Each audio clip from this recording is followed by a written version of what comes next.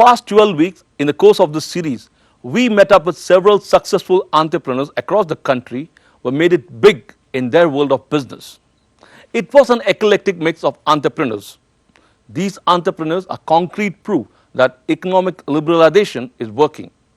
Thanks to liberalization, we are seeing new breed of entrepreneurs in our country. For instance, I was quite impressed to come across reputed doctors like Dr. Naresh Triyan and Dr. Devi Shetty making it big as entrepreneurs. Similarly, I came across a unique story of a CEO doing a management buyout. That company was VA Warburg. In the course of this series, we unravel a lot of hidden jewels. Companies who are leaders in the field but publicity shy. These companies were a real eye-opener as the promoters did not leverage the strong balance sheet as is the general trend. Alchem Pharma and Sudhir Genset stand out. Both are cash rich and asset rich. Then there were two companies which survived 3 generations, proving to be an exception to the rule. TTK Prestige, as we all know, is a household name. And the second one is VST Tillers Tractors, the focus of this week's episode. This company must be commended on 2 counts. First, in bringing innovation in farming by providing mechanized tillers to replace the bullocks some 40 years back. Second, turning around a BFR case into a consistent dividend paying company. Take a look at VST Tiller's story and you will realize how a company can survive 3 generations if it is intensely focused and has a strong band of loyal employees and dealers. When you talk about farmers, the instant picture that comes to your mind is that of a farmer ploughing his field with a pair of bullocks. And this picture is almost stereotyped in all the Indian films since Mother India days. One company saw a bigger picture here, a business opportunity of replacing bullocks with a mechanized tiller.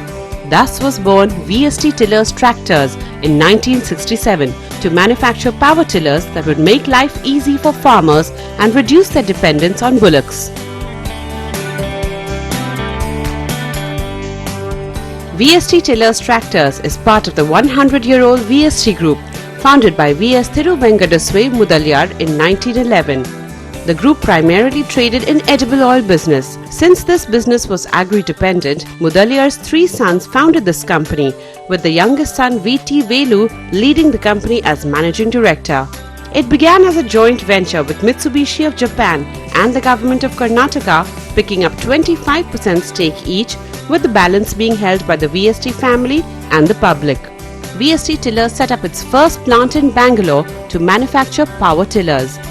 Over the years, the Mudaliar family hiked their stake in this listed company to 52%, buying Mitsubishi's stake, which is now at around 2%.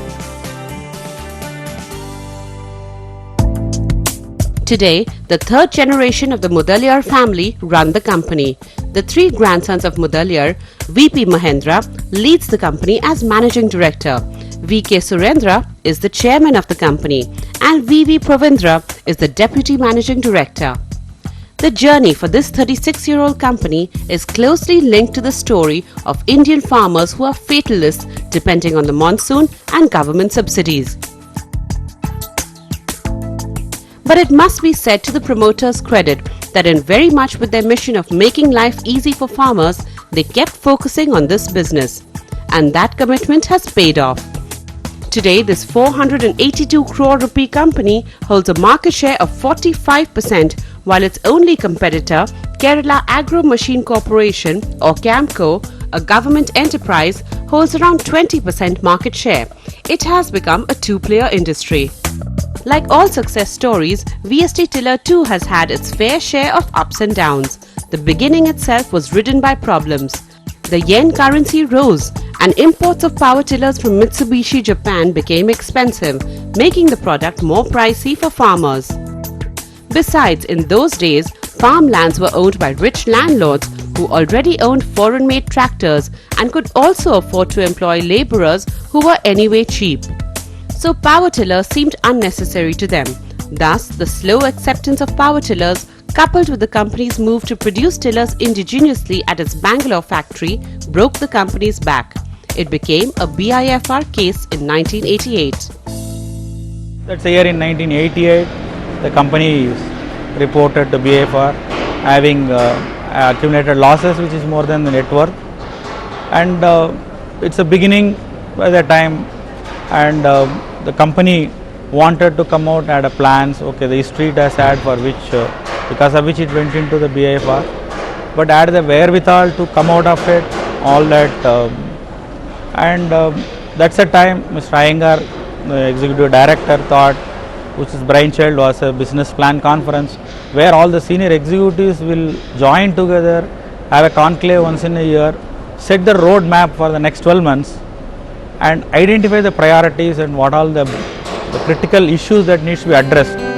Not wishing to lose the early mover advantage, VP Mahendra, son of VT Padmanabhan, took over as the managing director of the bankrupt company in 1989 from his uncle VT Velu. Mahendra joined the company at inception. Young Mahendra, 28 years of age, began working at the shop floor in 1970 while his father and uncle were setting up the company. This business seems to be part of his DNA, so much so that he did not mind giving up his IIM MBA midway to go to Japan and learn more about power tiller manufacturing businesses from their collaborator Mitsubishi.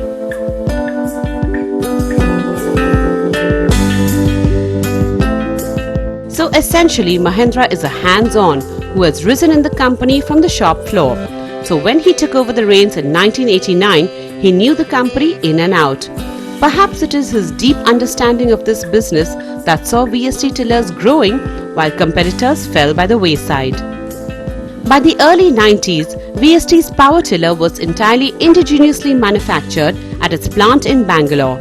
Besides, as luck would have it for Mahendra, the fragmentation of farmlands boosted the sales of tillers to marginalized and small farmers. Gradually, sales began to pick up.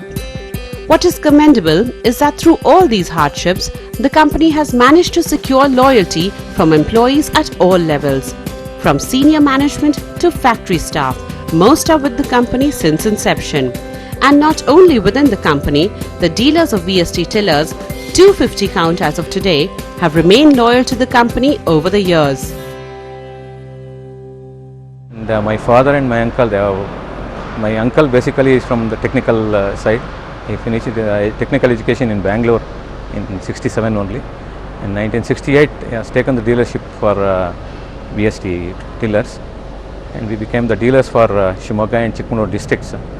Since from 4 decades we are in this dealership. Presently, we are the Gold Club members.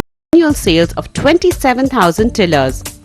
It crossed the 100 crore rupees revenue mark in 2003-2004 and touched the 500 crore rupee mark in 2011-2012. From 92 onwards, we are consistently growing and also keep improving our margins both at EBITDA level as well as at the PAT level. Of course, we are in the last 20 years, from there onwards, we are a continuous profit-making, dividend-paying company. The growth is on an average CAGR of around 20%. The last decade we have grown. The profits has grown much faster at 30%, 33% CAGR, which enabled the company to become a debt-free, totally debt-free. Not only the long term, we repaid all terms, and also short-term working capital borrowings also we don't have anything. By March 2006, we become zero debt company. With surplus cash in hand, the company is exploring various expansion plans and new product lines. This year, its new tractor manufacturing plant at an investment of 70 crore rupees at Hosur, Tamil Nadu was commissioned with the capacity to produce 36,000 units per annum. VST tillers tractors and sound growth track. However, its challenges are unending. Its growth is dependent on ever-changing government subsidies to farmers for power tillers, Chinese competition of cheaper imports, monsoons, and of course agricultural growth. How does it keep fighting all these challenges and stay focused? Time for a short break. When we come back, Veena Krishna talks to the Managing Director VP Mahendra to understand what makes the company tick amidst the many roadblocks. Also joining him on the show is Sandeep Uppal of HSBC.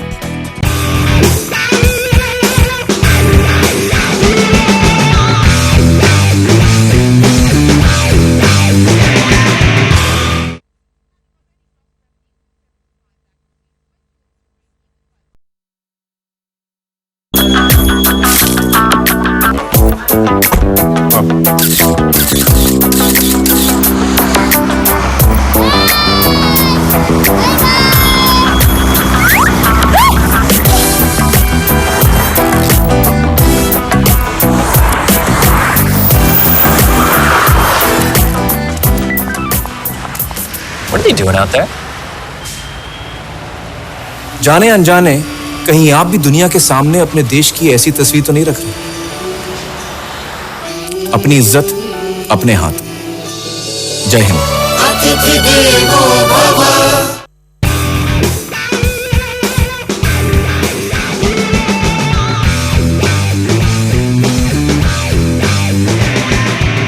Welcome back.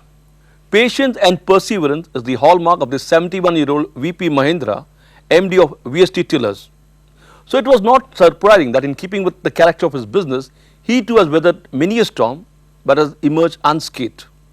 Veena Krishna caught up with VP Mahindra at his Bangalore factory to find out what drives him at this age and stage of his life to keep plowing back his money, time and energy into his business. This is what he has to say. Take a look. Mr. Mahindra, Mr. Uppal, thank you for joining us. Mr. Mahindra, if I can begin with you. You became the managing director in 1987. VST Tillers was a BFR case. Yes. So what led the company to that state? The tractors we had signed up with Mitsubishi was in 1983. This we anticipated was the imports, that we will do imports and slowly indigenize over a period of time based on our experience for the power tiller. We suddenly found that 3 years later that the yen had appreciated tremendously. We had only two choices. One is immediately suspend, not carry on with the business, or suspend, try and indigenize as fast as possible. So we took the second route. Indigenization did take a longer period than what we thought. Of course, during that period we did import components which we could not indigenize.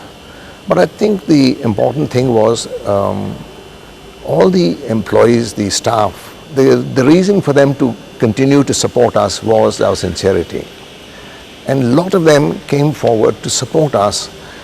They were not in the marketing, they were in different fields.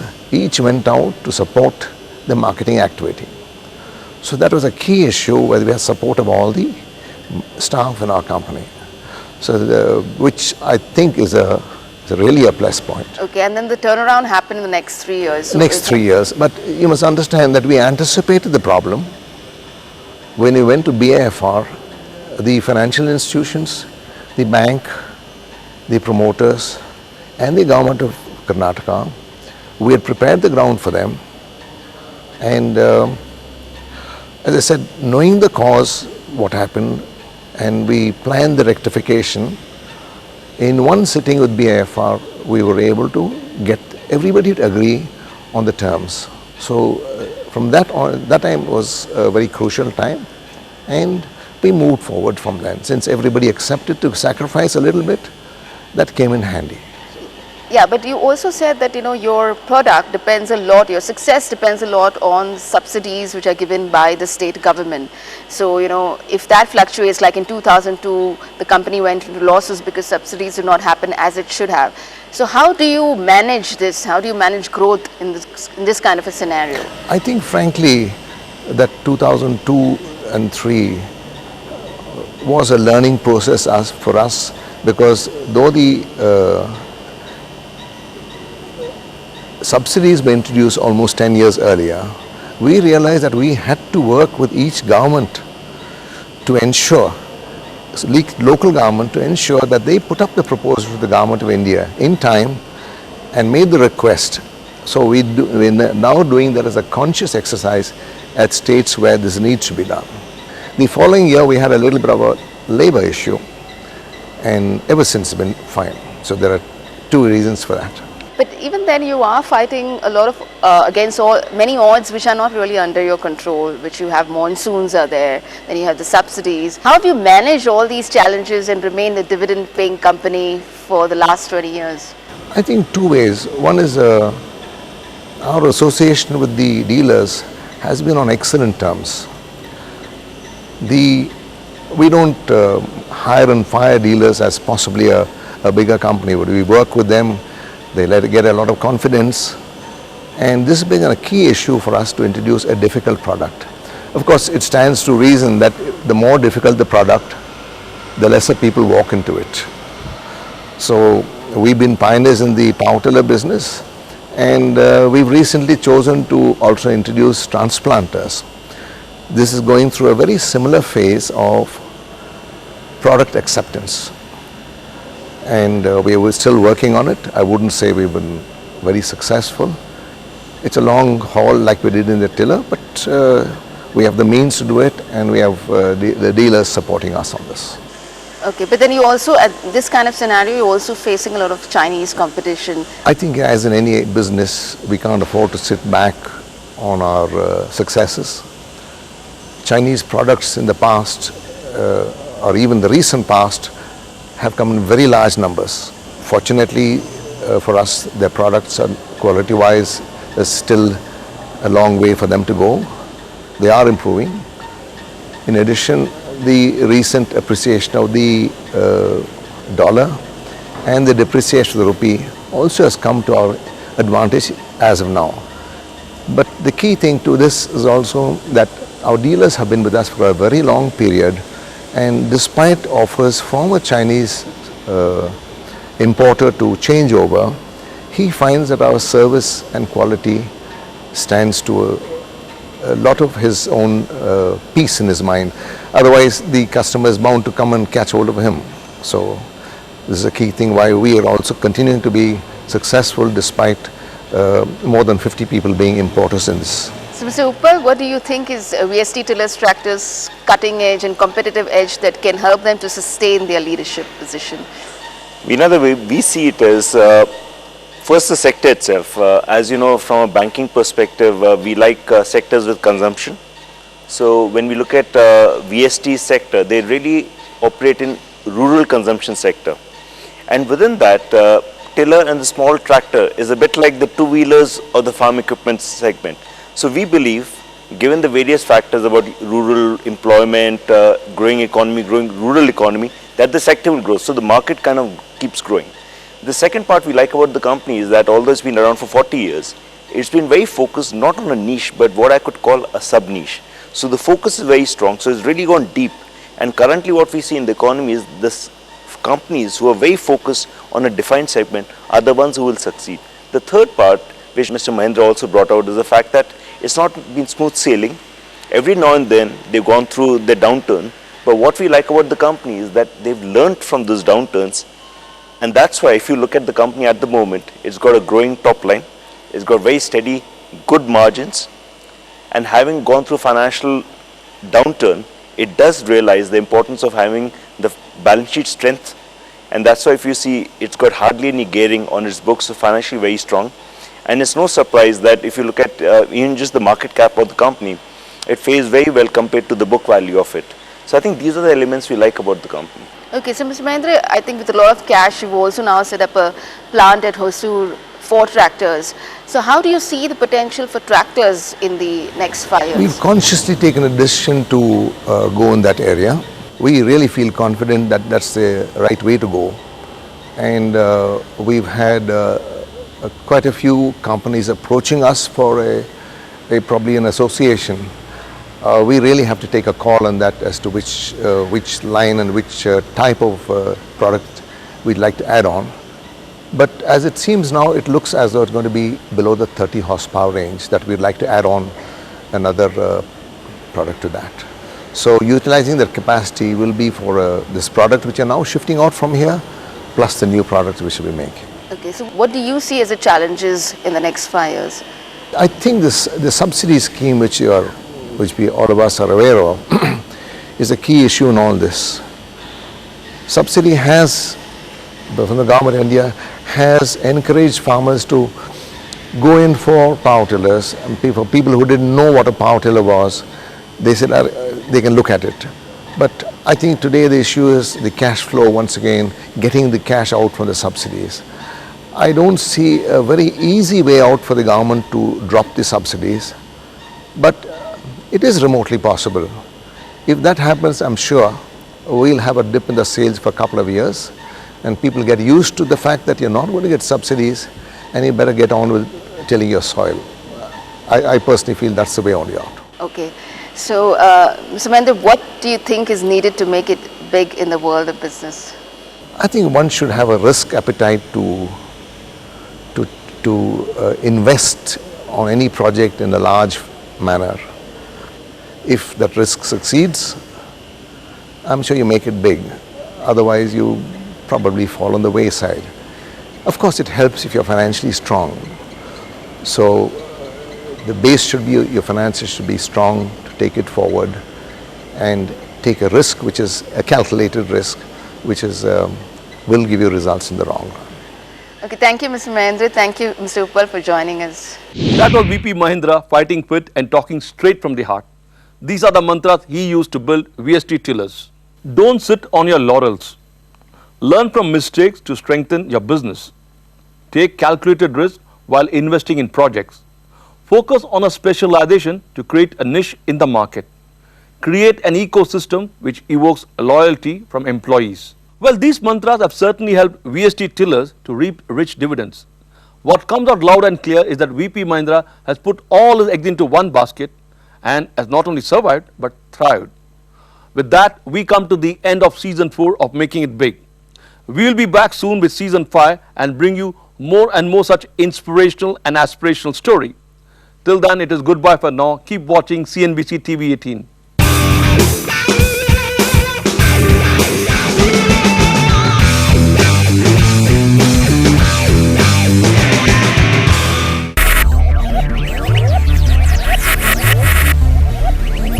Focus, ideate, innovate, enable. Brought to you by HSBC Commercial Banking.